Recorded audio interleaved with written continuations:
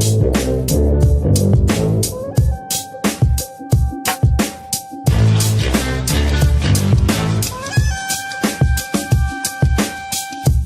Masters are back, and golf also happened this week. The guys break down the good and the bad of the tournament, they get into the NFL metagame, and the NBA coming down the stretch. They bring out a very special guest to talk about appreciating art versus the artist. All that and more this week on Just Press Play. How many losing seasons does Tom Brady have to have before you can fire him?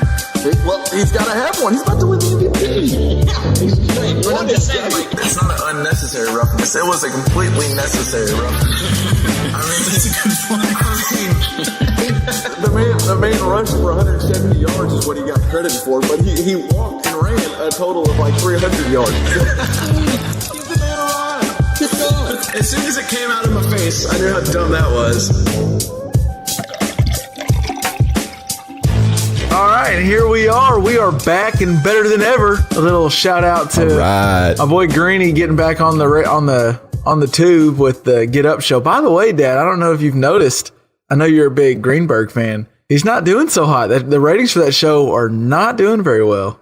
Well, I've watched a couple of them this week. I catch them in glimpses. I don't know that they quite figured out what they want to be yet. I love the people on it. I mean, I love Booger. I love Jalen and Greeny. I love Greeny and Michelle Beadle's fine. Don't forget, like, a future wife candidate in Michelle Beadle. She's a little out of my age range now, but I'd wipe her in a heartbeat. She is beautiful. Wipe her? Is that a verb? You wipe her up. Like, she's wifey material. She's cool. She's down to earth. Like, Michelle Beadle's in my list of 5 right now that I just need to meet. Really? List of 5. Yeah. Okay, I might want to hear this list of. I want to hear the other 4. Stay tuned. Okay, all right. Stay tuned. Future episode. Okay. No, I do like. We don't have to hear Greeny say near as much of. We're on the Pennzoil Performance Hotline and the 100 Flowers inbox and all the different promotions that he has to do, like what they did with Mike and Mike. But the show's a little different. And then rest in peace to Mike Golick. I probably won't listen to Golick and Wingo just because I don't know. He just disappeared. Well, they've been booted to ESPNU, hadn't they? Yeah, I think they still got ESPN radio too, but it's crazy. So Russillo was trying to make a joke and he was like, what can we get as a headline that might get up in the morning? And the person he was interviewing was like, Get Up, what's that? And I was just like, man, life comes at you fast. Because at one point, Mike and Mike was, you win the Super Bowl, you go on Mike and Mike on Monday morning. That was the thing. Yeah. Mm-hmm.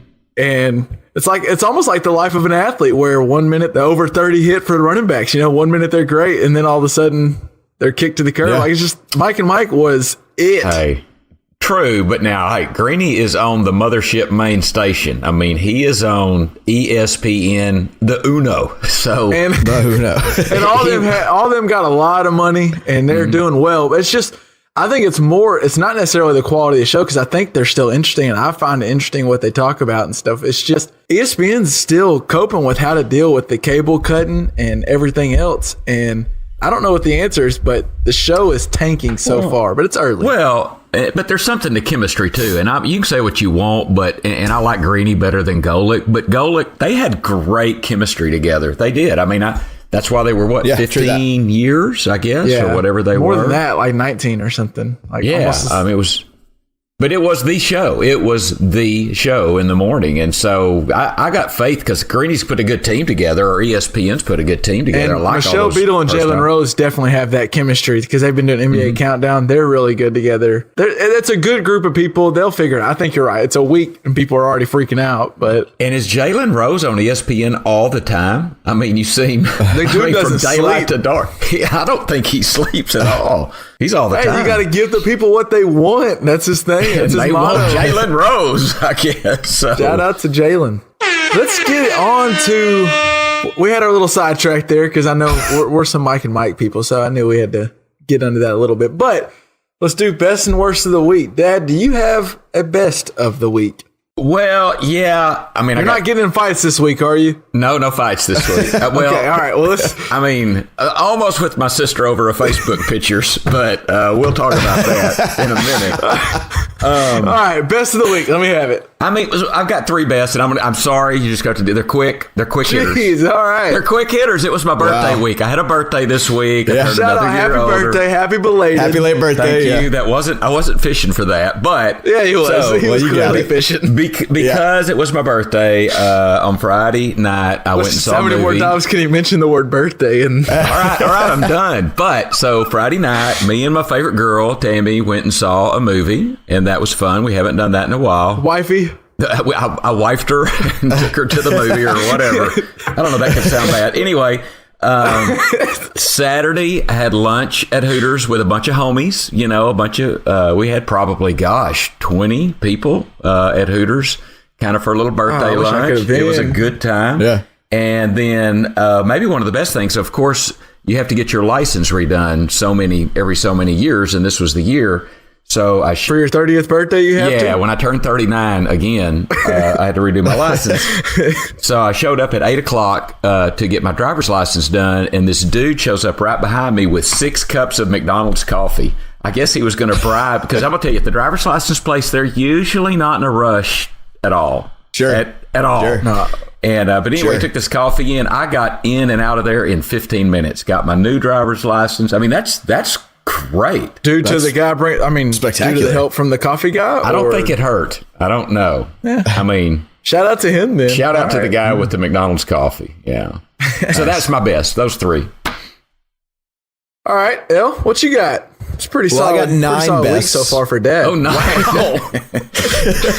No. This week, I got to go on 2 dates with Hannah. So that's something that rarely happens. We went to go to dinner and a movie at the beginning of the week. And then last night we went out to dinner and an arcade. So that was just super fun. Had a great time. So.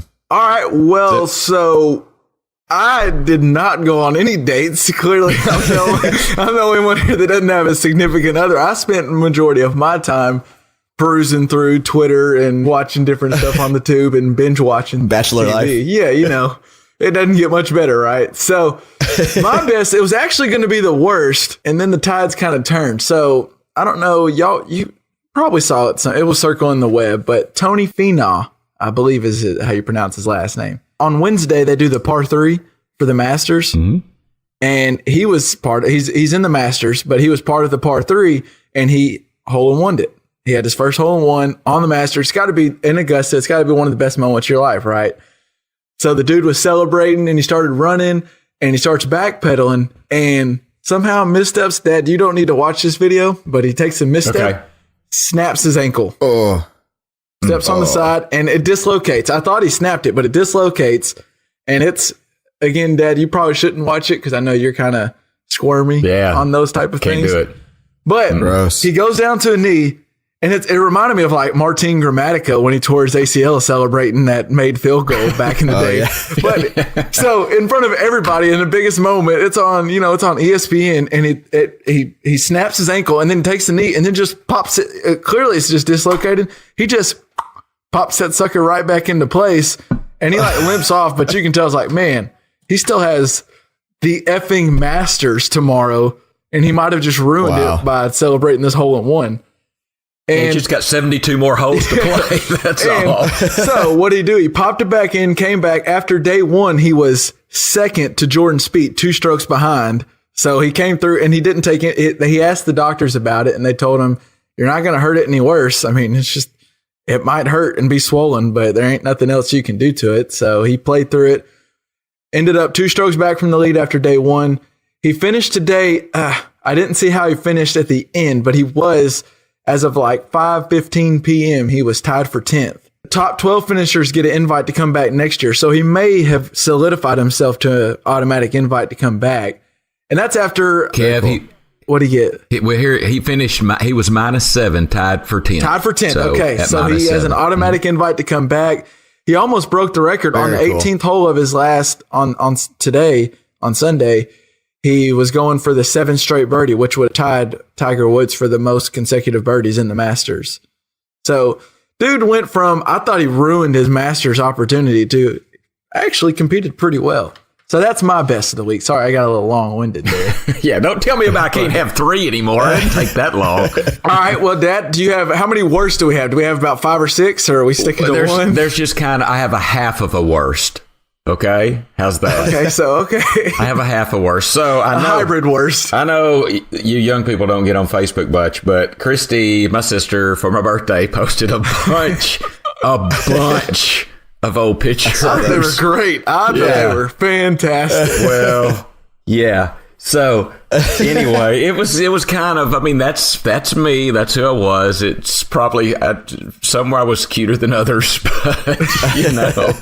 So anyway, I don't know. It was like, oh my God, Christy, really? Did you really do that? But let me look at those again. So it was kind of that deal. Well, you better be careful. A lot of things we mention on the podcast, we throw in the show notes. So do we need to throw those pictures in the show notes? Or no, we don't need to put that in the show notes. If people listen and go look, hey, whatever. But we probably don't need them in the show notes. So. Oh, by the way, I don't know if you heard, it was his birthday this week for anyone that hasn't caught that yet. So, oh my God. I mean, hey, when you get my age, that's a big deal. I have a birthday. Made another one. Yeah. LJ, what do you got for the worst? I'm going to bring it down a little bit. It just stuck with me. Okay. The Humboldt Broncos, did you hear about this? The hockey team in Canada, the junior hockey team. Yeah, it was just it was 15 people died in a bus accident in Canada, and it's just it was out of 28 people that were on the bus. Yeah, the 15 passed away and 13 were injured. Like there was no. Most of them they ran into a collision with the tractor trailer, and they were headed for their Friday night playoff game. And I think most of them were between the ages of 16 and 20 or something like that. Like that's just that's rough. So. There's not much we can do from here, but there's like a Kickstarter type thing where you can give them some money or something. So maybe we'll link that in the show notes, but I don't know. That just stuck with me.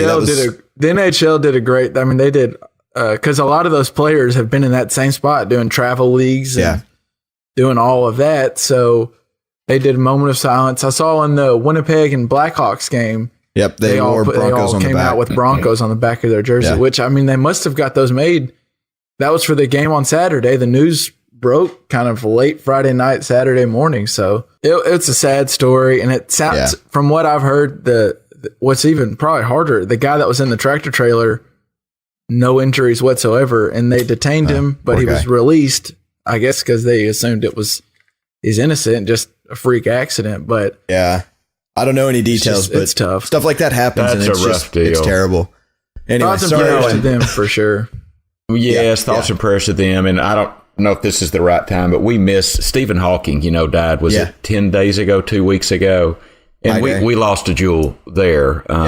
We really did. And we probably should have shouted out to Mr. Hawking. But anyway, sad things. Yep. Yes. So for my worst of the week, it's sad in a different way. I'm let down by us as people and maybe some journalists out there. So Monday night, I'm sure I know y'all saw, but DiVincenzo made a name for himself with Villanova. Became a superstar overnight, coming off the bench, scoring 31, leading Villanova to the championship. Was probably the biggest moment, if not his life, definitely his basketball life. And after the game, the dude was having to answer questions about, in 2011, when he was 14 years old, he had a tweet where he was quoting a Meek Mill lyric where he used a racial epithet. He used the N-word, and they were asking him, did you make these tweets? And this kid was 14 years old. Why are we going, I guess my worst is, why on this night where this guy scores 31, are we trying to go dig up dirt on him? Yeah. And then also, I was 14 once. I probably made the same tweets, if not worse, later than 14. We've all been 14, and social media, it's a different world now, and you got to be careful. It is a different world. But it just sucks that the guy's coming off the high of his life, and then he goes to the press conference and someone's asking him about a tweet he made when he hasn't tweeted since 2016 at all. Yeah. And his first question is, did you tweet this tweet in 2011 using the N-word? And it's like, he was a kid. That dude was a kid. I just thought it sucks that on the biggest night of his life, he's answering those kind of questions. And for sure. gets me back to the point. I know I'm not the first one to think this, but why have we not started a business, or someone started the business of, we'll just scour through, we'll either make something that does it or we'll do it personally, go through all of your tweets and alert you of any tweets that could flag as, controversial. Just realize what you put out there on social media is out there. It is out there. It is a different world than when I was growing up, and people could get away. Or even when I was. Or even when y'all were, to some degree. I mean, certainly you, LJ. MySpace was as much as it was, yeah. Yeah, but if you put it out there, it's out there forever. Forever, yeah. So, all right, well, let's get down. We're going to do a little remix this week. In honor of the Masters, we're gonna do. It's gonna be some chip shots instead of layups. We got some chip shots coming up, and our first chip shot is, we already mentioned it, the Masters. Any thoughts, Dad? I know you were kind of watching a little bit, at least today. well, I sure watched it with some interest. I had a little side wager going with my buddy Dr. Doug, and it looks like I hope it went as well as your college side bet went. Your college basketball? No, I think we wound up tying. I mean, Tammy and I owe he and his wife dinner, and we tied on a bottle of tequila. So we'll probably get one anyway and share it at some point. But no, so to the Masters, I've really enjoyed seeing Spieth make a run today. I like the guy. I think he's a classy guy. He's a great golfer. He made a really good run. I like seeing that Reed. I can't remember his first name. It's Patrick Reed. It's something with a P. But I enjoyed Jordan Spieth and Patrick Reed. Yeah, Jordan Spieth. Yeah. And then Ricky Fowler kind of made a run at the end. John Rahm was close. Shout out to Ricky Fowler's pants. He always wears the best clothes. That dude has some style. He wears that bright orange, man. It's hard to miss him. Shout out to Davey. Davey knows me and him have always been Ricky Fowler fans because he has the most swag of any golfer I've ever seen. I mean, I like Ricky Fowler. I do. So it was a good tournament to watch. I did. I enjoyed it. So Tiger didn't have the performance we were hoping. I think what my kind of thoughts from that was Tiger's performance wasn't what we were hoping for, but it's probably what we should have expected. I'm sure he isn't happy about it, but really, if you look at what he's gone through the past 5 to 7 years and the ups and downs, just the fact that he made the Masters, he finished the tournament, played all 4 days, that's improvement. I know he wanted to win. He's a competitor and he was coming out to win, but this is probably what we should have expected. No doubt. Don't you think? Yeah. The Masters, Augusta's not a place to knock the rust off, and he's still a little bit in that mode, I think, trying to get his game in line. And I respect that he tried it, and he finished at +1 for the weekend, on the course. Yeah. But that's a solid showing. Tiger's not done. I think we're going to hear more about him in the future. And for golf, I hope so. LJ, do you have any? I have some other thoughts that has nothing to do with the play on the course, but do you have anything you want to add? Or I mean, I watched 10 minutes and the course looks really nice. The course is beautiful. It is a beautiful course. It really is. Okay. Gorgeous. Well, I have a few things then. First, why do the caddies have to wear those ridiculous suits? Oh, they don't look great. I do not know. It looks ridiculous. They do look ridiculous. It looks like they just stapled on the names too, like at the last second. Yes. Like they could have put awful. a damn iron on. I'm glad y'all think the same thing. They're terrible. No caddy probably wakes up, puts it on, looks in the mirror and go, can't wait until I'm on CBS today in this jumpsuit. I agree. They're horrible. They're terrible. Okay, well, then we're all in agreement. Second thing, I've heard about this before, but I did some more research. I heard about it this week again, and I did some research on it, and I think it's awesome. The no phones at Augusta is the coolest rule ever. Have you heard this, LJ? No. At the Masters, they don't allow. Their rule is cell phones, beepers, and any other electronic devices are strictly prohibited on the grounds at all times. Anyone who violates this policy is subject to removal from the grounds and permanent loss of credential at the course. Wow.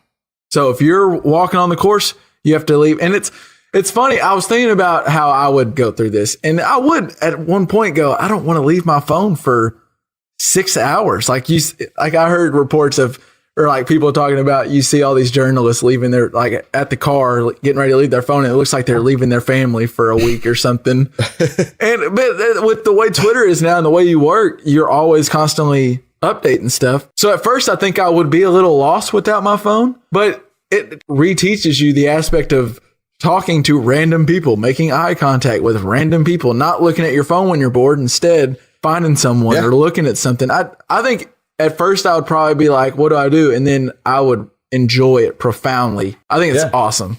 I do too. And I think we ought to have like a no phone zone every now and then. Just put them away. I think it would be amazing. Yeah. Just let's live life. Let's look at each other and talk to each other for a minute. Out of everyone I've heard, obviously none of us have been to the Masters, and we didn't go this year, but one day we might get credentials. But they complain about it right at first, and everyone talks about how it's actually a really cool thing, and they enjoyed it, and that it was neat to be completely disconnected from it. I think that's how most people would come away thinking, I should spend an hour a week or 2 hours a week where I'm not when you're asleep, like when you're up and you just be in the presence. I think. Well, now, it's like Klosterman said, what is the cost of the loss of daydreaming? And because we've all got our phone all the time. And I do think creativity is in those moments of reverie. It's a wonderful thing. It's also the devil, I think. But yeah. As every good thing is, really. As every good thing is, yeah. Jed's thing is hang up and hang out. And why do we have to have something come up for us to realize that we should do that more often? I think we should just do it more often. And I say that, and I need to practice what I preach instead of just saying it. But anyway, on to the last thing I want to say. And I don't know if you'll agree with this, Dad. Golfers are not athletes. What? I mean, did you look at these guys? I mean, they're not going to run over a defensive tackle. They may not dunk a basketball, but what's your score in golf, Kev? Okay. Now I will agree. It blows my mind when I saw Rory McIlroy was he hit it off into the trees. And so he was going to get it, and they are crowded a line around him, and he's getting ready to hit. They would not stand there with me. Well, you wouldn't. I don't want people in front of me, anywhere in front of me when I shoot, because I don't know where the ball's going. And they're giving him this narrow line, and it blows my mind. So I will say it's a skill, but they're not athletes. There's a difference. Yeah, Dad, are you trying to presume if somebody is better at something than Kevin, then they're an athlete? Does that make because there's a lot of athletes in the world? So, well, but okay, we've talked about. Cameron Krutwig. I'm not sure that he is the best athlete in the world. Pitsnoggle, the 2018 Pitsnoggle Award winner. Shout out to that, Mr. Pitsnoggle. But he is a hell of a basketball player. So I think with some golfers, they're maybe not the best athletes, but they're really good golfers. And you can correlate that maybe to any, but some of the golfers are great athletes. Yes. And I think Tiger started that when you realize this dude is physically a physical specimen and also a really good golfer. But you also see the guys that are 60 years old with a beer belly that are still competing in the Masters. Is Vince Wilfork a great athlete? Yes. How strong that man is. But he's got a huge belly. Yeah, but he's also pushing around 300-pound men. These golfers are just swinging a club. And he Mr. Run Reed, a 5-second 40. P. Reed, we can't remember his first name or whatever, but he did look a little maybe soft, but he did some things with the golf ball. He does suffer from RFD. He had a little round face disease. he had a chubby young face, but I think he was really good. Athlete, yes, golfers can be athletes. Are race car drivers athletes? No, I don't think so. They're skilled professionals. They're not athletes. And they have endurance. I think they have endurance. They're more of athletes than golfer is. No, I don't think so. I don't think a race car driver is more of an athlete. So I want to give credit to one thing that I have to give so much credit to golfers for is when you're Patrick Reed and you're winning, you're in the lead, and they try not to look at the score. There's one thing. There's no team element. If you screw up, it's you. You're on the camera. It's all on you. The pressure would mount so quick. I think you can't hide. You're right in front of it. And so when he's hitting, I know they don't like to look at the scoreboard, but it doesn't matter. You still hear, where the holes are, and you hear the crowd roar over near where 14 is, and Jordan Spieth's on 14, so the guy behind you probably just birdied or eagled. So the fact that they fight through that pressure, I think, is impressive, and they can keep that composure. But interestingly, in 2004, Dad, ESPN got a panel of experts, including sports scientists and U.S. Olympic Committee members. And all these people are people that study the science of muscles and movements.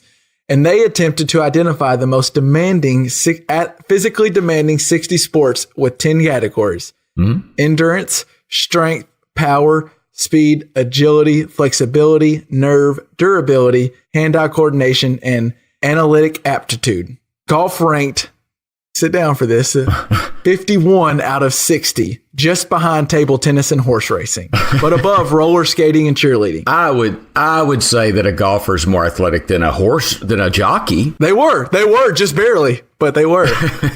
Well, I mean, I hear what you're saying. I'm not saying they're the best athletes. If I was in a fight and I could have some race car drivers defending me or golfers, I'd probably take the race car drivers, but not the table tennis guys.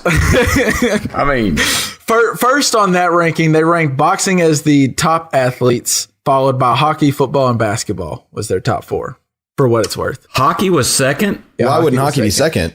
I think hockey it demands a lot from you. Imagine playing football on ice with skates. I mean, No, I'm not saying that if they're not athletic. Oh no, but basketball probably has always been, I would think, second. They have to be skilled in so many different things. unlike hockey. So I don't want to get hung on here. All right. On to the next topic we wanted to get on to was, so the 76ers are they're on a great run, and we'll get into that in a second, but Ben Simmons is having a great year. He was at LSU. We thought he was a really good player at LSU.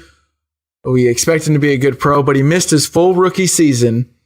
And now he's having a great year this year, averaging 16, 8, and 8. And now he's up for the Rookie of the Year award. And Dad, you seem to have questioned whether that's fair for him to be up for the award. Well, I don't think it's fair at all, because, and it's something you mentioned, I think last week, a little bit about Basley, the guy that's going to go to the G League. Right. Because Ben Simmons has already learned what it's like to travel and to be in one city this night and another city the next night. And so much of being a rookie is learning the ins and outs of the NBA and the travel, and it's a job. And it's just not right that he's got that under his belt and can be up for Rookie of the Year. Rookie of the Year is a first-year player in the league, and I'm sorry if he missed his first year because of injury. I don't even remember what happened. Joel Embiid, I know, was injury, and wasn't Joel Embiid up for Rookie of the Year? Was that last year or this year? Last year he was, but he also missed a ton of games too. So I just don't think it's fair. It needs to be a Rookie of the Year is a first-year player in the league, and I think that's the way it should be. Well, so interestingly, what Ben Simmons is doing this year, I thought he was going to be good. He's been fantastic. He literally does not shoot a three. He will not shoot it. He's 0% on the year because he won't shoot a three. He actually hasn't shot one since high school, fun fact. But wow. And he's still averaging 16 points per game, 8 rebounds, 8 assists on 54% shooting from the field. So people don't know how to guard him. I'm telling you, Dad, watch him in the playoffs. He's not LeBron, he's different, but he's got a lot of magic to him, and it's fun as heck to watch. That being said, Donovan Mitchell for the Jazz is averaging 20 points per game and 4 rebounds, 4 assists, and the Jazz are 46 and 33 and slated, I think, the 4th seed in the West, which is a tougher conference than what the Sixers are in. And someone asked, Donovan Mitchell he was drafted like 14th overall and was not expected to be near this good. And someone asked, why, how have you been able to make this jump? And he said, all of a sudden this offseason, I became a full-time basketball player. I worked out all the time and I went to the gym all the time. I didn't have classes. I didn't need to go to make any money. It was just gym, sleep, repeat. That was it. And so Ben Simmons has had a full year of learning that. One, I'm a full-time basketball player for a full year. I'm working out all the time. I'm going to the gym. I'm getting figured out. And also, Donovan Mitchell has never before this year played a season where he played over 45 games. And now he's got an 82-game season. Ben Simmons has seen what it's like to travel 5 nights out of the week. I'm in total agreement with you, Dad. I love what Ben Simmons is doing, and I can't wait to watch the Sixers in the playoffs. But I don't think it's fair to have him up for Rookie of the Year after being through the process for a year. It's just completely. It's like saying if I sit Aaron Rodgers for the first year of his rookie season in the NFL, but then he plays the following year, he's up for Rookie of the Year because he never played. No, he got to sit in locker room and sit in film and learn. But I wanted to bring up to you guys. So the whole trust the process. Rest in peace to Sam Hinkie. He didn't get to see it through since they fired him.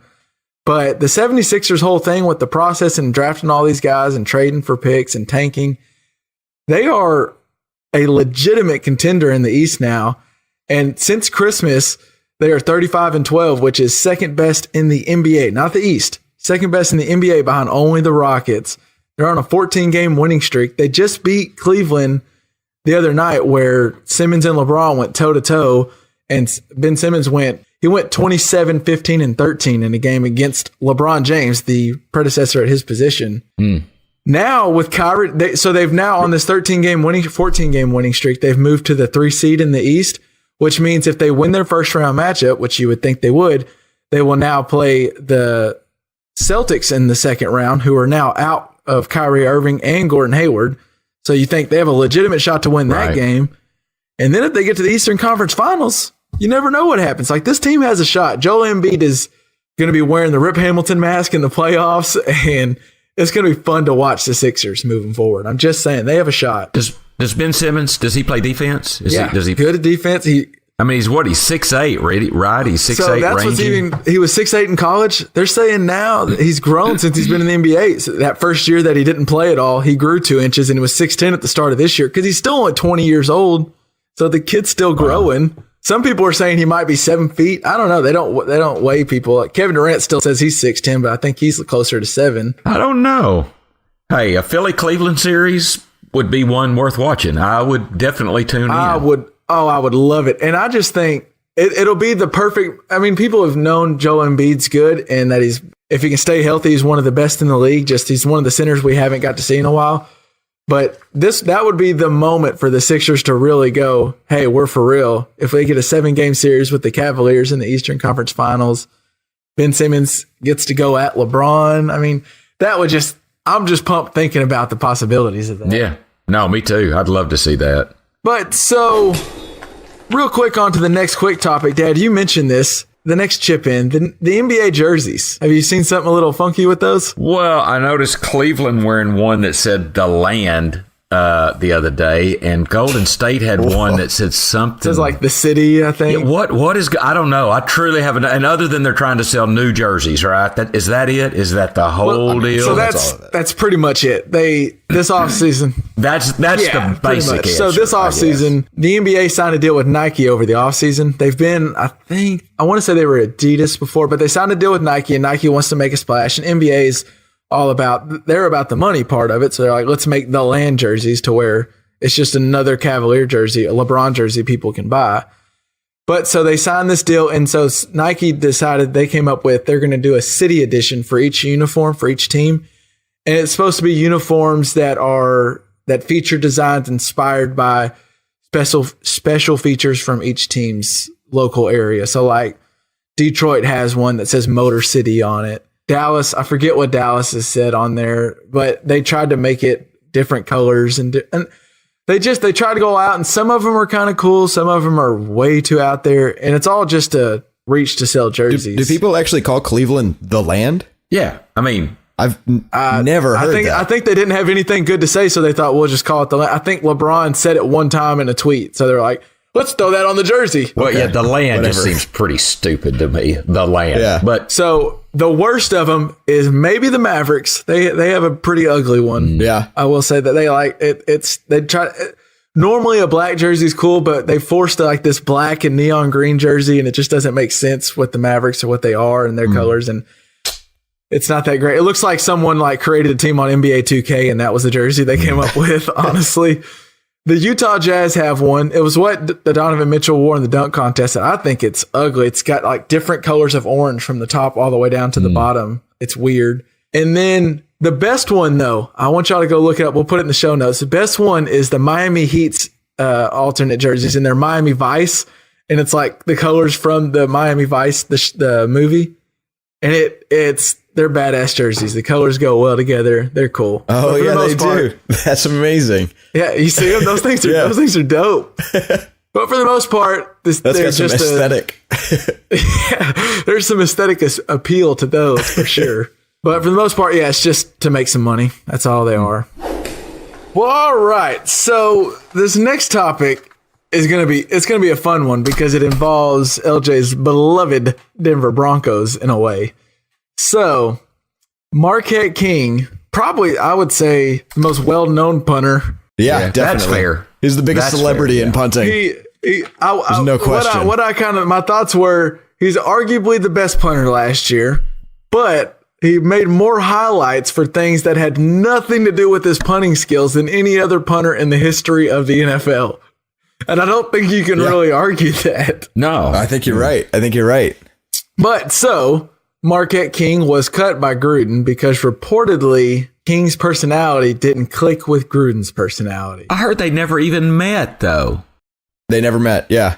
Well, at least according to Marquette. So, but let's set the whole scene, and then I'm gonna let. I know LJ has something he wants to chime in, but so now King got cut, and it saved the Raiders a whole $2.95 million. That probably helps them pay for that 10-year, $100 million they signed Gruden to.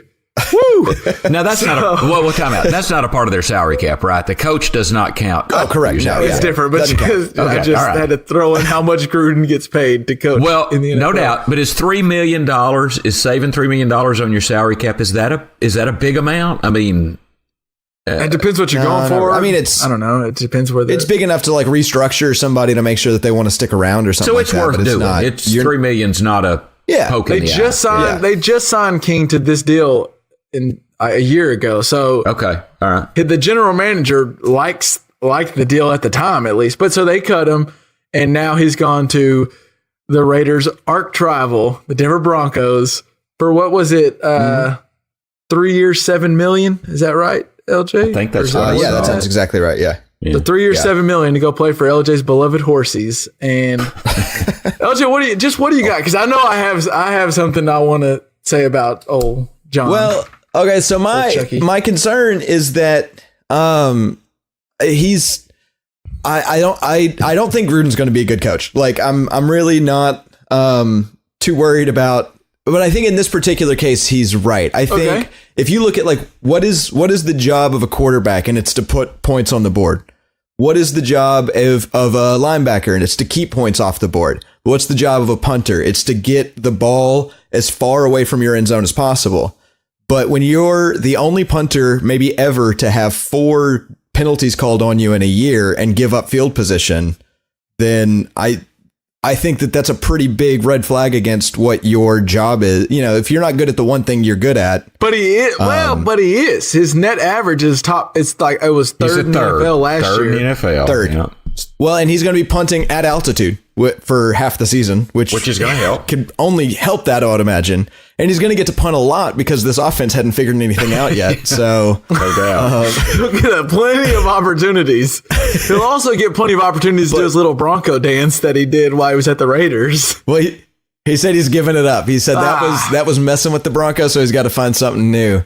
But sure I don't know. I just think if your job is field positioning, then you can't give up field positioning showing off. Like I understand, like you got to have fun playing football, and he is the best athlete playing punter. So like, you know, he can actually make some plays too if like a bad snap happens. Do we actually know that he's the best athlete playing punter, or does he look like the best athlete playing punter? No, I mean, have you seen him run? Like he's run with the ball a couple times. Is. And he looks like a wide receiver. Well, he does look also athletic, and he is 6'3", and he's not in Sebastian Janikowski. No. You know? We're dancing around it, but yes, he's not Sebastian Janikowski. He's a slim black man, so you think he's probably athletic. He's not a portly man like Sebastian Janikowski. Race has nothing to do with it. He's a in shape fella, you know, like he's not Santa Claus playing punter over there. So LJ thinks that it was the right move by Gruden. Dad? First thing I want to say is I'm kind of in agreement with LJ in that I don't think Gruden's going to be all that in a bag of chips at Oakland. Well, I think he's burning down the Raiders. Alert, I'm in agreement, and we'll get into that in a second. I think he's overrated, and I like him as an analyst some. I mean, he's not the best analyst, but he's good. Anyway, I can't believe he would cut a guy without meeting him. I mean, talk to him and see what's up. You got to talk to the person.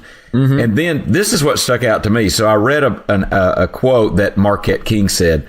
The cool thing about the Broncos is that they encourage you to be yourself. Players play a lot better when they can let their hair down and be themselves. It's cool. They encourage it.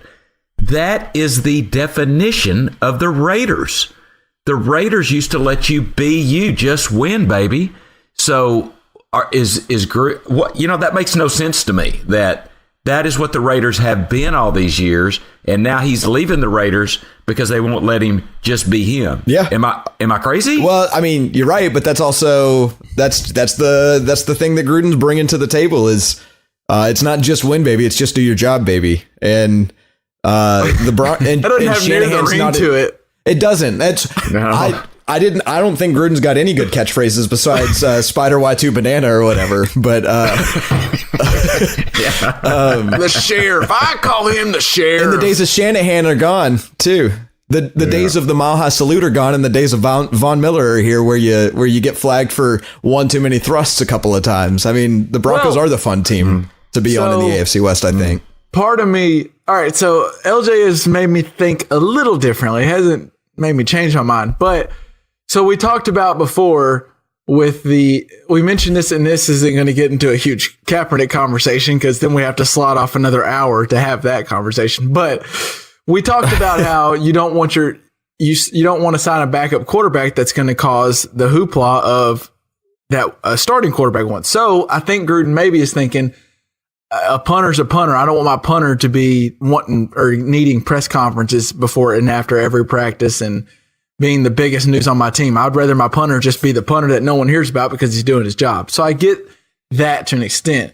But I like what Marquette King said about how players play better when they're themselves and they get to play with their hair down. But what really alarms me with John Gruden is what he said about at the draft combine about analytics and about today's game and technology. His quote was this: "I'm trying to throw the game back to 1998. I'm not going to rely on modern technology. I will have a few people that are professional help me in that regard, but I still think doing things the old-fashioned way is a good way. I don't look at data or data, whatever you call that. If you can't pronounce it, then I'm going to stick to what I know." That's just asinine. I think if I'm a Denver fan, I'm like loving that. Oh man, 10 years. Yeah. 10 years. It's going to be a glorious decade. I mean, so Gruden's saying there's a lot of technology that may or may not be able to help me, and that I know my rivals are going to be using, but I don't want to because you can't pronounce data or data. So I'm just not going to do it. And then him cutting Marquette King before, I understand his thought process, but at least meet him and go, hey, I'd really like you to cut this stuff out. And maybe Marquette King goes, you're right, let's cut it out. And they have a happy marriage. Because he's a good punter. I mean, he is a good punter. But then again, that's on Marquette King says they never met. So we don't know the whole story. I mean, another thing to consider too is that we don't know, although he's not looking at the data, but we don't know the value without going through some really deep statistics of how important getting an extra 8 net yards per punt is. Like, we assume that it's important, but we're also not going to look at that. We're not going to look at if there's data that tells us that. We're not going to look because we don't like technology. This is going to be a glorious decade. It's weird. Oh my God. Wait, so does John Gruden also not eat potatoes or tomatoes? Because there's a difference in the way it could be said differently. I don't know. I just think. All right. So it's going to be a good time to be a Bronco fan, I think, for the next 10 years. It's so good. What's his track record? He won a Super Bowl with Tony Dungy's team and then fell to shit. It's going to be, he doesn't have Tony Dungy's team this year. He has the Raiders. So it's going to be great. And he's burning them. He's turning down okay, sorry. Let's go. Listeners, I don't think this is the last time you hear about LJ talk about how happy he is that Gruden is the head of the Raiders franchise. We have 10 the reason years. The reason I played the air horns is because we finally get on a topic that I know me and LJ have been interested in getting into. It seems like lately there's been, in the past 5 years or so, there's been more and more cornerbacks every year. And there's multiple guys that are like top 10 projected picks, or if not top 10 first rounders. And those guys end up being good all the time. And so I started wondering, why are all these really good corners popping up? And I think the reason is, and I think it's complete. It's the stats back it up, but coaches and players started moving their best athletes to corner because they realized the game's a passing offense in high school, because it starts in high school before it even got to the NFL. but they realized we got to stop the pass. That's the most important thing. So they started moving their best athletes to corner at a young age. And then players started realizing, okay, if I become a really good corner at Alabama, then I'm more likely to go like Minka Fitzpatrick in the top 10. Otherwise, or if I'm a good receiver, I'm Calvin Ridley. I may be a late first rounder. Or if I'm a running back, I get put at the bottom of the depth chart behind 4 other really good running backs. So I think people realize there's a demand in good corners because passing has become paramount.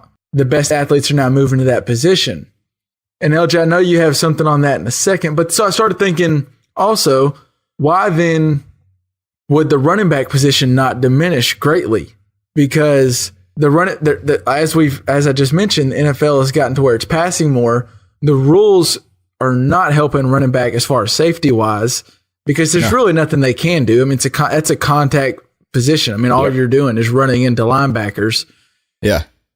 But if you look at the last 4 drafts or so, even more, you've had Todd Gurley, Zeke, McCaffrey, Fournette, Saquon Barkley this year. They're all going to be top 5 picks. Some of the best athletes are still running back positions. And now Le'Veon Bell might be holding out a year because he can't get paid, even though he is probably the most important player as far as how often he touches the ball. He's probably the most important player on the Steelers, but he also is the most likely to get injured. So that's why they're not willing to pay him. So I guess I'll just throw it to you, LJ. Why do you think the running back position hasn't diminished? Well, I think one of the things is if you imagine like the logic of a high schooler who's a tremendous athlete, that is the best athlete in town, maybe the state, and you're trying to figure out which position you want to play, your whole goal is to win games, right? Because that gets you the attention to get you into a good school, to get you a high draft pick later. You just want to win games. And so the position that you're most likely to win games with is probably quarterback. But if you can't throw the ball or make those decisions, then the next best position you can take over a game from, I think, at the high school level is running back. Absolutely. It's still the glamour position. It's the glamour position in high school. No doubt. So I think that leads to, it's what you've trained, for the last 4 years for. So, why change it in college unless you just can't cut it? And then, keep going onward. The best athletes want to be a running back because that's where they can let their... That's where you're Reggie Bush. You're the Heisman winner. Skills. You get the ball. Yeah. And you can win games on your own. Straight up at that level. I know I really want to get into, I think we have something fun to get into with the cornerbacks and defensive backs in a second. But yeah, well, I'll tease it real quick. I think cornerbacks are completely overrated and nowhere near as good as, but go on with what you're going to say. Speaking of, we mentioned Greeny early. LJ hit you with the Greeny tease right there. It's coming. So, well, what I was going to say, I agree with what you said with running back. I haven't thought of it that way, but that makes sense. I think it is the position in high school where you can take over. If you can't throw the football, that's the position where you can take over the game because the receiver still needs a quarterback to get him the ball. A running back just... Well, and I guess maybe if you think about it another way too, a quarterback needs a receiver to catch the ball. A running back just needs give me the ball. Well, I mean, it's like Booby Miles said in Friday Night Lights. You just give Booby the ball. Just block for Booby. That's all you got to do. And so in high school, that's all a running back has to do. Block for Booby. Just block for Booby. Billingsley didn't have to worry about whether he fumbled or not. All he has to do is worry about blocking for Booby. But the reason my theory originally, and I agree with everything you said, but my theory originally to why players, the best athletes go to running back is because whether you're in, it was called PGY, but whether you're in youth league, wherever you're at, or even junior high, teams don't throw the ball because usually people that age, kids that age don't have the arm to really throw the ball down the field. So you run. So what you do is, like you mentioned, it kind of goes into what you said. Instead of cutting out I'm going to throw it to the receiver, I'm just going to hand it to my best athlete and let him be the best athlete. And in junior high, if you just get the ball in his hands, he'll probably score. So they do that in 7th grade, and then it rolls to 8th grade, and then you're just in that position. Now you just stick through it through the rest of your time. And that's what you've been working out, what you've been trying to do since you were 12 years old, and now you're in college and you're Saquon Barkley or Le'Veon Bell. Either one of them. I know Le'Veon Bell has he's actually a really good route runner. He has good hands, but he's been practicing running back his whole life and been physically working out to be a running back, to endure that contact, that's the position he now plays. And he wants to change the way the dynamics are and the way running backs get paid, but teams just aren't willing to pay running backs because, as we just mentioned, your position is meant to take a ball and run as fast as you can into other players that are at least as big as you, if not bigger. And a lot of times put your head down when we learn that that's just asking for a concussion. I mean, it doesn't last as long as a receiver. Yeah. So you're not going to guarantee that guy the money. But I want to get on to LJ.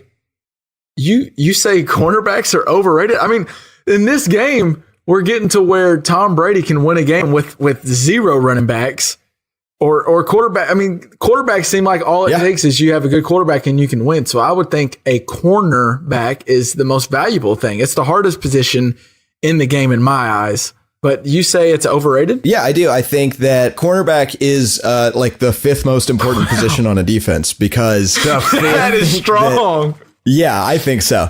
Because the deal is the quarterbacks are woefully underprotected because every team has a Von Miller type player now.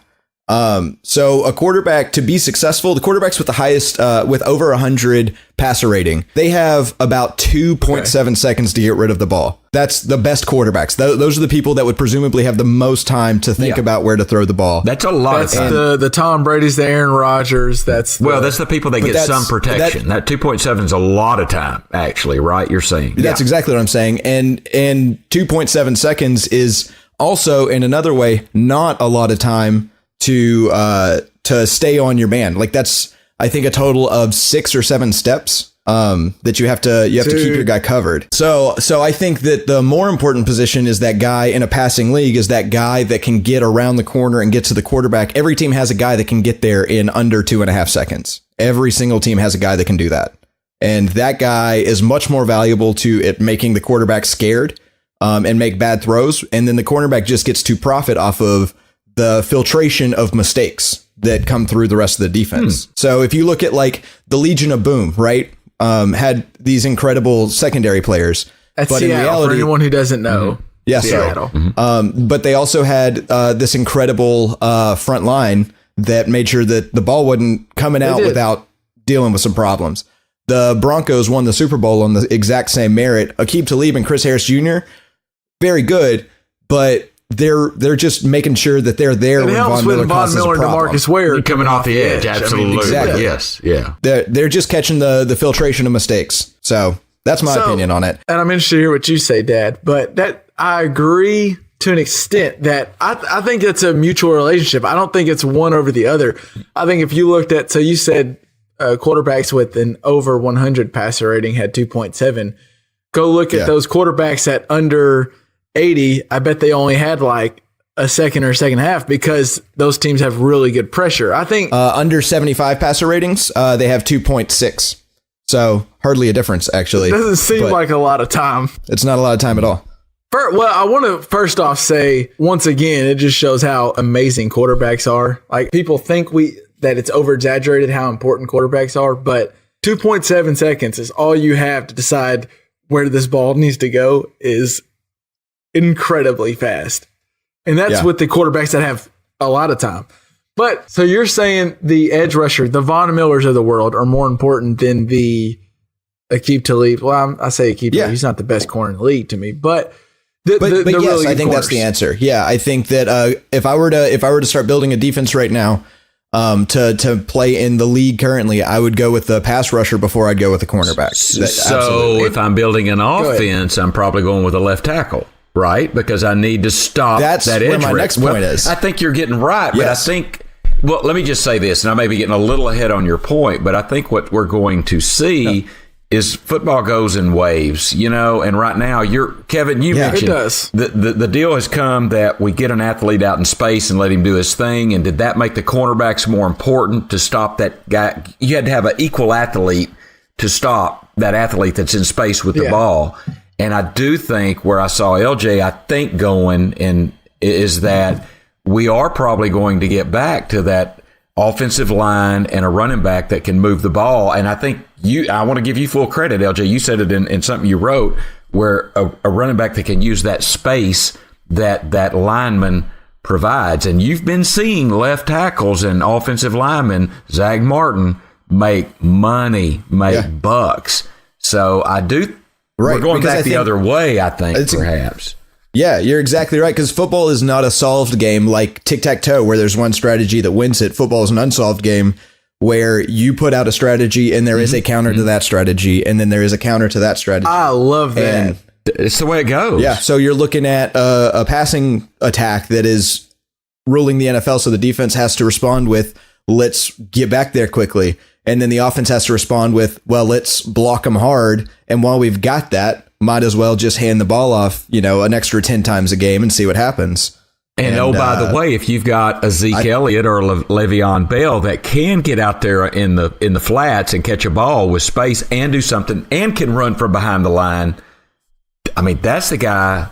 Can he make money though? Are running backs going to start getting paid, LJ? Is that what you're saying? I mean, I'm implying that they're going to be that important. I'm implying that I don't know what the funding is going to be for that position, but I know that a smart team's going to want to make sure that they can have the next Sean Alexander that they can just feed the ball to. And that's because I think that's where the league's going to be, is you're trying to get somebody that can get past Von Miller on a handoff. And make him rushing the quarterback a mistake, and have to pull back pass rushers. Real quick, I want to defend, because I said cornerbacks is the toughest position, and I still stand behind that. And this actually goes into your argument, LJ, and that's that I think it's easier for a top-notch Von Miller type defensive end to get by a linebacker or get by a left tackle than it is because if you're either going to get held or you're going to get by him, or one that it's easier for him to get to that quarterback than it is for a really good corner to lock up on Antonio Brown without getting called for a rinky-dink pass interference or hold it. Like, the rules are skewed against this corner. Not only has to be an amazing athlete and guard someone else on the other side. Like, Antonio Brown is also an amazing athlete. Julio Jones is a beast, and you're guarding these people, and the rules are skewed against you. Where a defensive lineman, the rules are kind of in your favor. They can't put their hands in your face. They can't hold you. They can't do anything. Ultimately, that argues that cornerback's harder, but it tells you that go get a really good edge rusher, because not only is it important, but the rules help him out also. And I haven't thought of it that way. That's interesting. I think you're right. I like what you're coming up with, El. I do. But I think at the same time, it's a marriage. You need to, because obviously a good pass rush does nothing if you can't cover the guy in front of you, but it helps you immensely. Whoa. I think a good pass rush can cover up a lack of defensive backfield. But a really good defensive backfield can make a pass rush look better. Yes. I think something though with a defensive back is there's nobody in the whole world that's going to cover Julio Jones for 12 It's impossible. Steps. You can't do it. You can't guard Antonio Brown and Julio Jones and the best receivers and Odell Beckham for over 3 seconds. It's just, you can't do it. It's not happening. But you can get to Eli Manning or Matt Ryan or Ben Roethlisberger in under 3 seconds. So I think the argument is they're taking the path of least resistance by getting that end rusher. And so how our offense is going to counteract that? They're going to counteract that with strong linemen, agile but strong linemen, and running backs that can slow down that pass rush. I mean, Coach Lutheringer might be the guy. He might be. Well, so Dad, the funny thing is, I don't want to get too far back in our last conversation, but John Gruden doesn't want anything to do with this, because this is analytical and this is data. This is data. And but but here's the other thing though, is if he's trying to take it back to 1995, then he's accidentally following what I'm saying is going to happen. He's going to accidentally trip into success. Yeah, he might. This might be the worst decade of Bronco history. Well, I tell you what, we'll still be doing this show in a year, and we'll find out. We'll see how Gruden does next year. So, and now we bring on the winner of the inaugural JPP Bracket Challenge. Heyo! We have Jake Perlman coming on.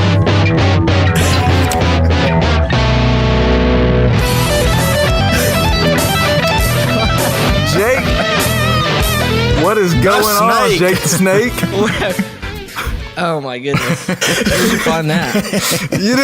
Is that on MySpace still?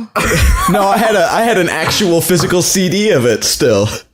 No way. Yeah, dude. Was that Jake on guitar right there? Was that Jake jamming on Yeah, guitar? like 10 years ago. Holy shit. That CD is still dope, by the way. That's Oh, well, thanks. Clowns is my jam. I lost all my copies on purpose. Well, I'll send you a new one. Don't worry. For those out there, that was Jake ripping the guitar when we came in. So Jake the Snake, what was your secret to winning? Yeah, the you had some bracket challenge? special. Yeah, what I want to hear the secret. What's up? I guess it's beginner's luck because I've never done one before. Hey, first bracket winner. I know what that's like. Yeah. Yeah. There must be something to it. So 100% of the time that you've entered into a bracket challenge, you've won. I've won. Yes, that's correct. I'm a winner. It's a good Winner. But there was no real secret to it. Now, did you have Villanova winning it all? Yeah. Was there Why? a reason? Why? Was there Yeah. a reason for your pick, or you just like the way that name looked on the bracket? I think I'd heard Cody say that Villanova was good. Shouts out Cody.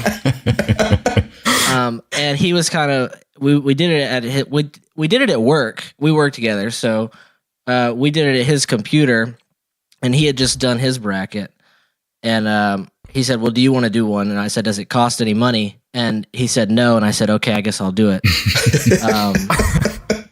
So he literally just read each matchup to me without rankings, and I just picked who I wanted to go to the next I love it. round. Was there any? So basically, it was mostly off names, and if I knew them or not. Like, I think there's some teams I didn't want to win, so I'd go against them. But besides that, it was just blind luck.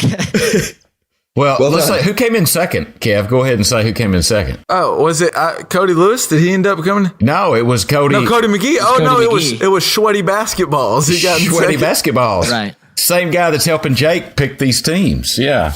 So I guess that's the whisperer, Right. really. He's kind of salty about it. He's salty.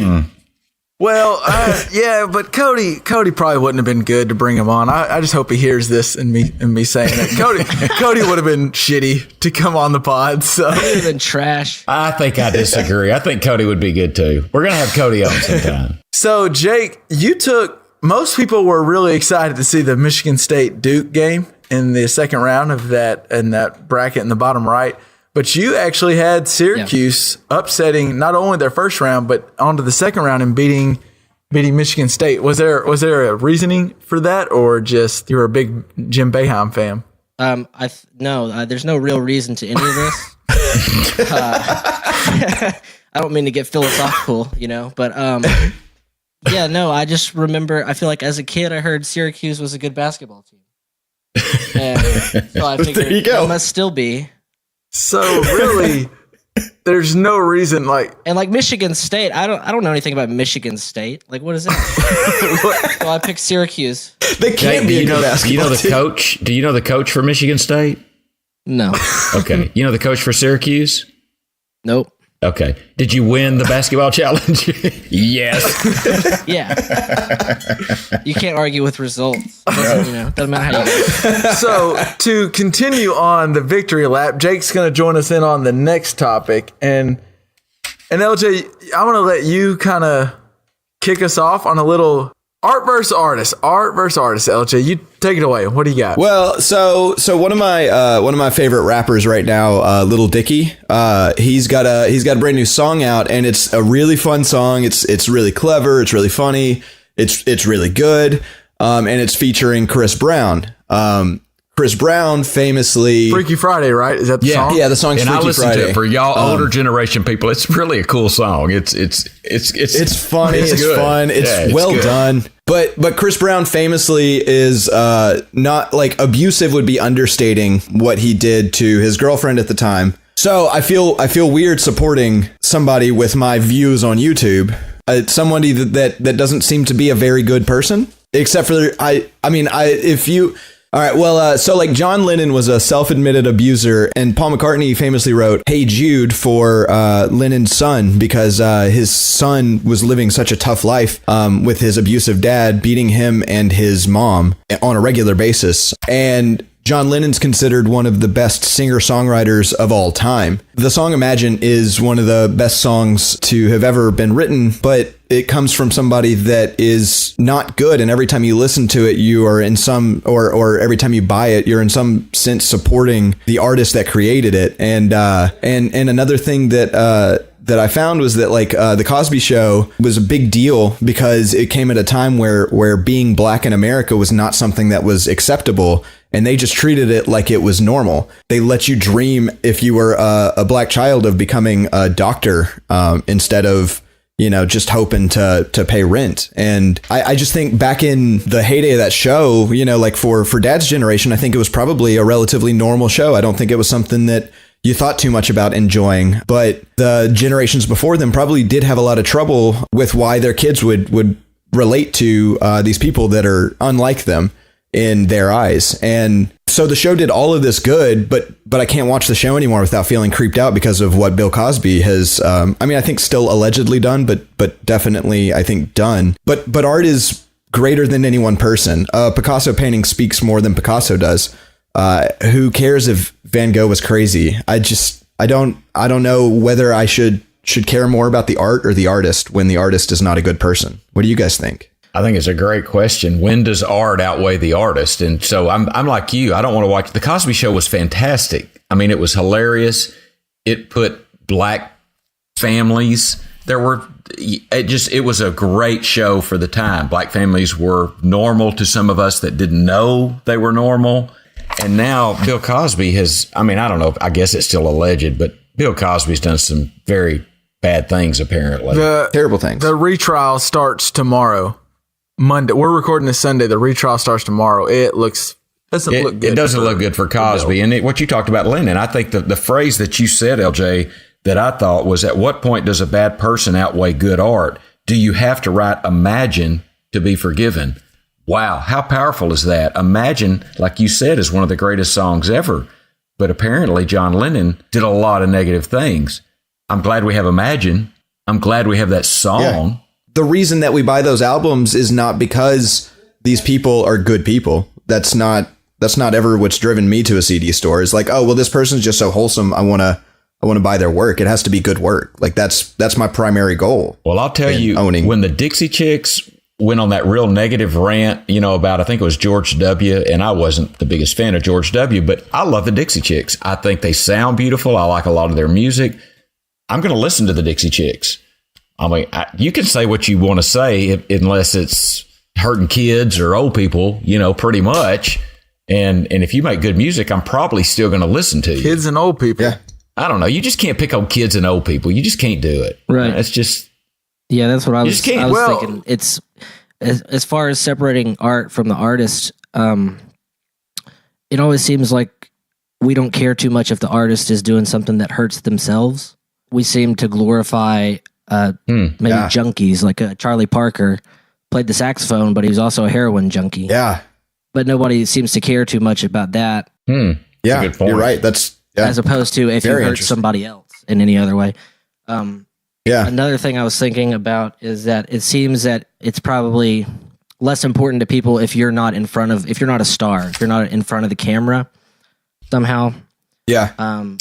Like maybe Roman Polanski or something like that. They don't. Yes, the great nobody example. knows anything about that, or the average person probably doesn't know much about that. Well, because Roman Polanski, everybody knows about Chris Brown. Well, Roman Polanski allegedly had several flings. I don't know what the word would be with underage girls. And not even allegedly. Oh, it's real. Not even allegedly. There's he pled to unlawful sexual intercourse with a 13-year-old. But he was an amazing filmmaker. And then right. Yeah, he still is. I can and still presumably watch still is. Rosemary's Baby and say that's a great movie. But I think it's easier to say that because he's behind the camera. So if I had to actually be faced with Roman Polanski in every shot of that movie, if he was in the frame, I might feel differently. Well, it goes like when you watch House of Cards with Kevin Spacey in it. Every time you see Kevin Spacey, you see that face and you think that thought instantly. We were watching Seven the other night, and it was like that. What a movie. Yeah, well, it's hard to watch American Beauty because that movie is so close to what he was doing, and it's just that's difficult. But I don't know. I was thinking about like what we can do to like make it better, because I think that art is important, and somebody creating something great is more important than whether or not they're perfect, because none of us are perfect. I mean, like, we don't want to support evil, but we also don't want to lose out on something that can change the world in a positive way just because the person that did it was bad. Well, you can kind of move this over into the athletic realm a little bit, in the sense of it's all about how good you are at the thing that you do. So like Greg Hardy did some horrific things, and then he tried to come back. And if he would have been really good, I didn't agree with the Cowboys signing him, but if he'd have been really good, people probably would have forgot about the awful things that were alleged against him. Kobe Bryant, on the other hand, was alleged of maybe raping someone, and they settled. We don't know. It's all allegedly, whether it was money or not. But Kobe Bryant went on to be a great basketball player, and now we just see him as this amazing player, great person. And now he won an Oscar for a movie, and he's part of the Me Too movement winner. When he might have been involved in rape. It's just, how good are you at the trade that you are in? Chris Brown's really good at singing. How good your PR team. Yeah, that's a big part of it. Yeah. Well, has there been an F-bomb on this show yet? I think there has been one, but there could be one. No, but go for it. Well, we can bleep it out, but I want to say fuck Chris Brown. I don't like Chris Brown. I don't think that. I think that's fair. For being a piece of shit. I don't disagree with you. But his art is nowhere even near somewhere that you could even start to think, well, he makes, great art, so I'll forgive him for the terrible things that he does. Take You Down is not the same thing as Imagine. That's true. You're right. I mean, absolutely. I don't know, but I was trying to think of a solution for it. Like, what can we do to still keep valuable art, which, doesn't necessarily have to include Chris Brown. But I think like maybe there's a possibility that we could consider that artists shouldn't ever have been billionaires in the first place. Like, a starving artist is generally the peak of an artist's career is the stuff that they did when they were desperate, right. And I think that all these artists having safety blankets anyway, like, part of the reason is like, I feel like I'm making a millionaire out of a bad person when I enjoy a YouTube video made by somebody that I don't agree with in every way. And if, they were just getting their wages to buy their dinner at night, like any other hardworking American, then I feel like I would want to respect the art and not be worried about how perfect the person behind it was. Does that make any sense? Yeah. I don't think that your one YouTube view is going to change. Yeah, but if everybody says that. Well, yeah, but I mean, good luck getting the,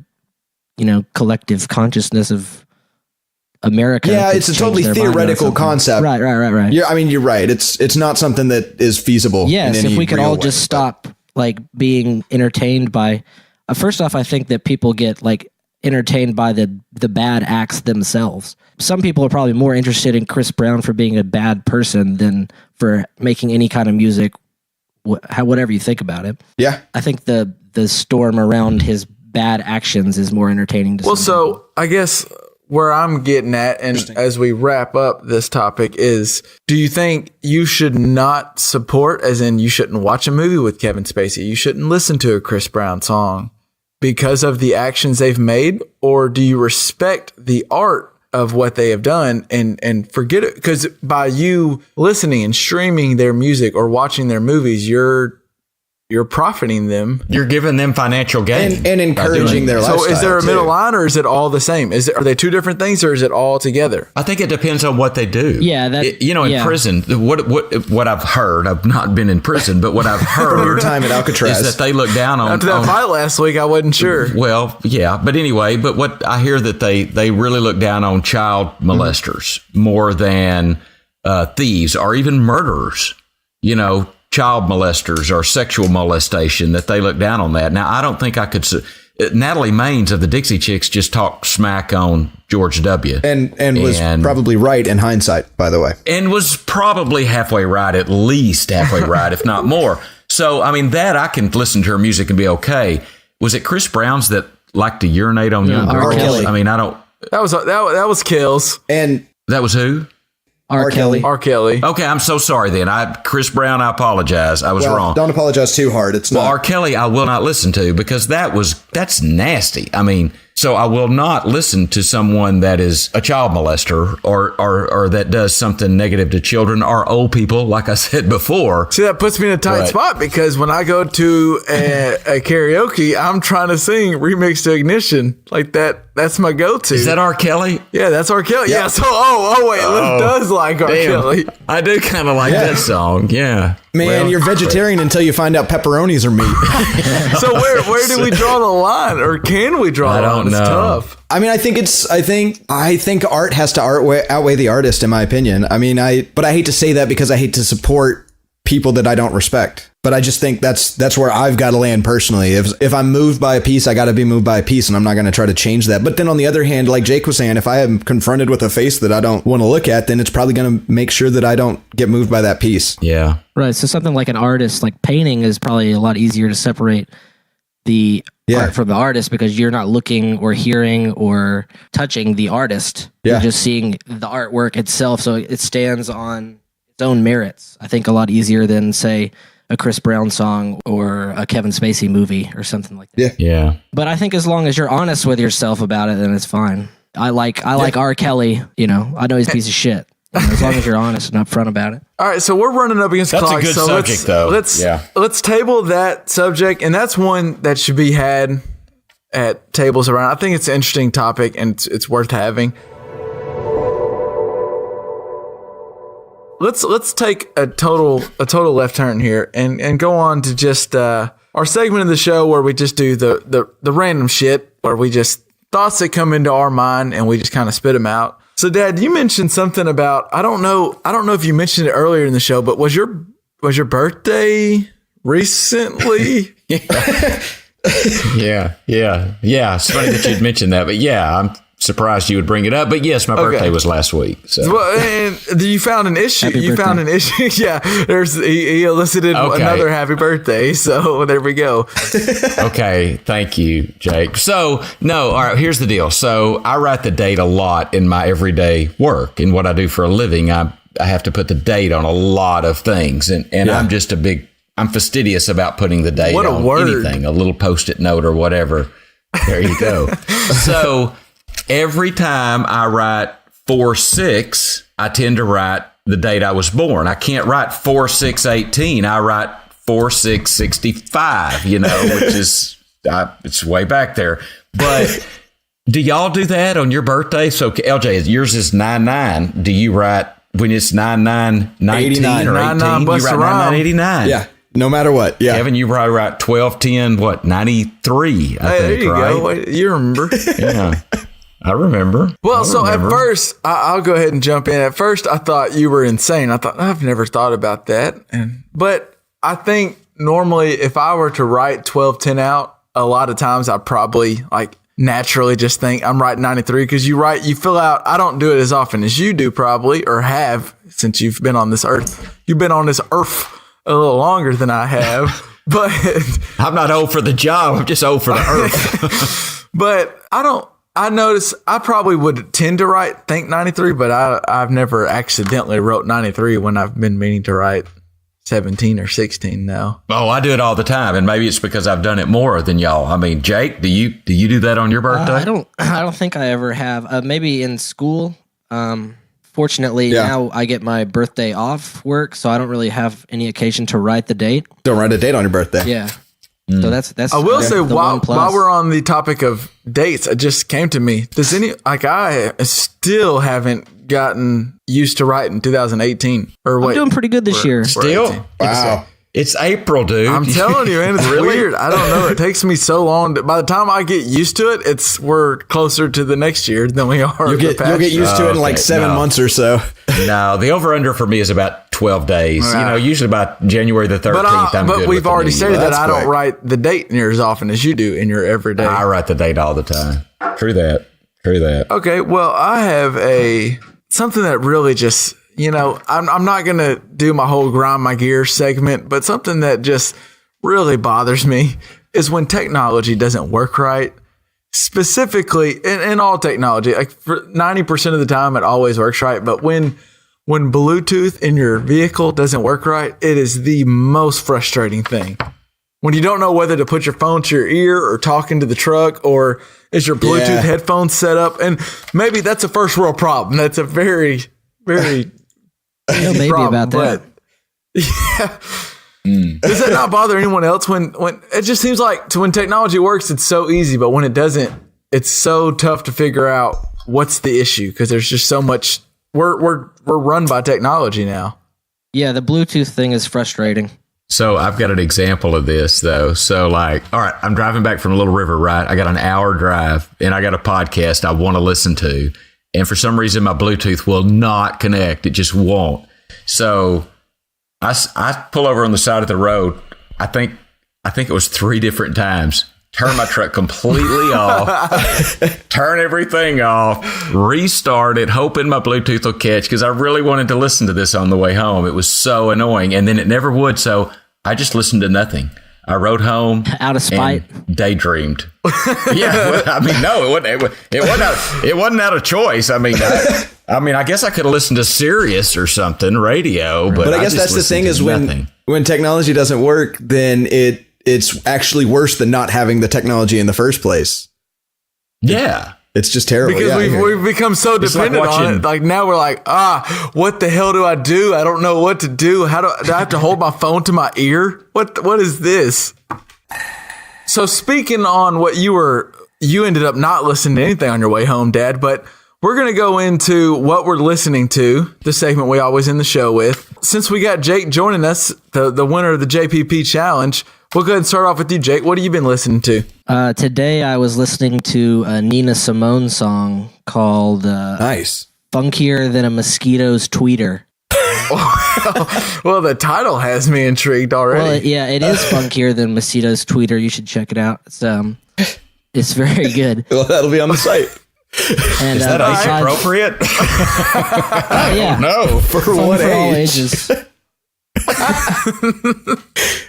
All right, Jake. Do you have something else? No, I mean, not today. That's all I've been listening to. But for the last okay. couple weeks, all I've been listening to is Death Grips. You can check that out. Any specific album or just Just all of them, but they're not all age Just- appropriate. that? So that one's not as fun for all ages. No, I think that would scare young children probably pretty easily. Or old children. Old children, yeah. All right, pops. What's been in your earbuds? All right. Well, I'm going back old school. So my buddy is really into the Foo Fighters. And I like Good some taste. Foo Fighters, but I've been listening to the acoustic set of In Your Honor. I have been really on that lately.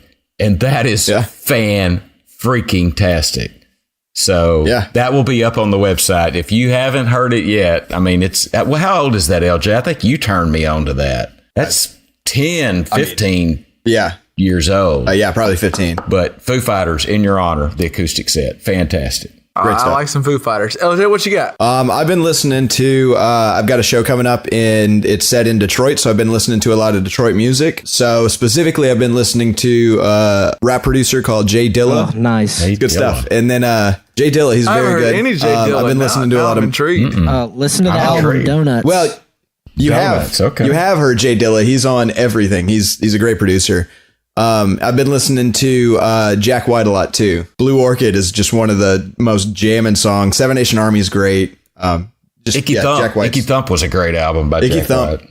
Yeah, for sure. So that's me lately, and a lot of Motown. But like, I can't narrow it down to one thing. I've just been listening to a ton of Link Motown. all of Motown. Yeah, if you could just link Motown, All right. that's what I got. Well, I have one song I mentioned to you, LJ, the other day. One song has been I stumbled upon it when I was on Twitter. I watched like a 40-second video and I thought the song's really cool. So I went and looked through the replies and someone else in the replies like, what is the song? And then someone mentioned to what it was. And I went to it on SoundCloud and found it. It took a little work, but the song's by Camel Fat. I had never heard of them before, but Camel Fat, like the the group, name. the song's called Cola and it's the Zahoo remix. Just look up, if you look up Cola Zahoo remix, it's ZHU. It's, I don't know. The song's just, the way the sounds go together, it's just super cool to me. I loved it. Yeah. Also, but more what I've been listening to is I needed a change of pace. I didn't want something new. I wanted something I've already known, but something a little different than what I've been going I wanted to swim against the grain a little bit, so I threw on some Kanye Yeezus because I feel like if you haven't listened to Yeezus in the current calendar year, then you probably should. So I went in. Death Grips Light. Death Grips. I haven't heard Death Grips, but if it's Well, it's not exactly Kanye. They're very different. I don't know. I think I'm gonna check it out. I think Yeezus. It's I don't know how you'll feel about it, Dad, but I think Kanye is one of those people. He's going to be like LeBron when he's gone. We're going to wish we had admired him more while he was still producing. The best Kanye album. Graduation. Let's see. Now we're about to jump into a whole nother podcast topic, but Yeah, we We'll need say it. 6 So hours what's for the this. best oh, Kanye off the dome. Yeezus. All right, LJ, what do you got? Jesus is good, but graduation. Jake says Jesus. I like right, that old Kevin? Kanye. So And LJ says Graduation. Off the top of the dome. This is really tough because I'm going to go Beautiful Dark Twisted Fantasy as my top. But I don't know. That's tough. choice. Okay. That's tough. But we'll have upcoming another podcast Dad, you got a favorite featuring Kanye? Jake where we just talk Kanye albums because we're gonna have just a music. We're gonna have just a music one soon. Seriously, just music. That's it.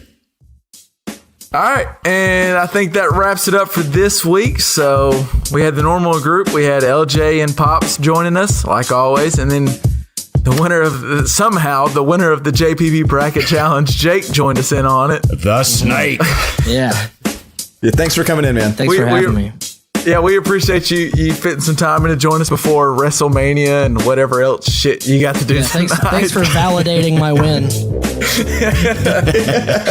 And now that Jake's done with his victory lap across the Just Press Play track, but like always, mention if you have any comments or any objections to anything we mentioned on the pod, hit us up on Twitter at JPP Podcast or on Facebook at Just Press Play. You can also find us on the web at jpppod.com or justpressplaypod.com. If you have any arguments, golfers are not athletes, cornerbacks are overrated, and the best Kanye album, hit us up. And for this week's episode, it's Kevin, LJ, Pops, Jake. We out. Peace. Golfers aren't athletes? Yes. Yeah, we talked about that Jake, earlier. You should have got in earlier. Wait, We're having him back on. do you I'll think tune in. golfers I'll are tune not in. athletes or they are athletes?